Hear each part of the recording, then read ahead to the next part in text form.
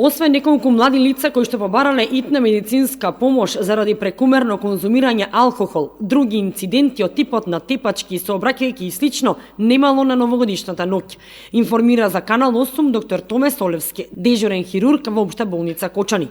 Тој вели дека од годините не памети помирна новогодишна ноќ. И од полицијата истакнаа дека првите денови од новата година поминале главно без инциденти на подрачјето на Кочани, а сообраќајната фреквенција била регулирана и продолжува да се одржува со зголемени сообраќајни патроли. Истакна командирот на Кочанската полициска станица Горанчо Јакимовски на средбата со граначалникот Илиев. Мирна ноќ без интервенции имали и дежурните служби во територијалната противпожарна единица во Кочани.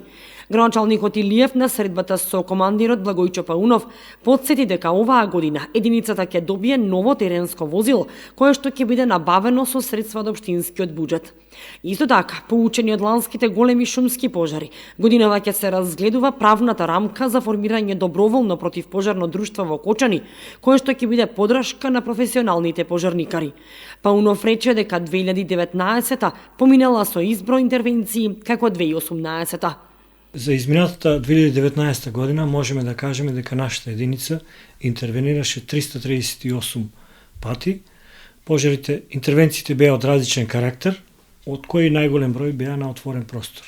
Опожарената површина на тие пожари е околу 570 хектари и при најголем број од тие интервенции припаѓаат на општина Шишиново Облишево.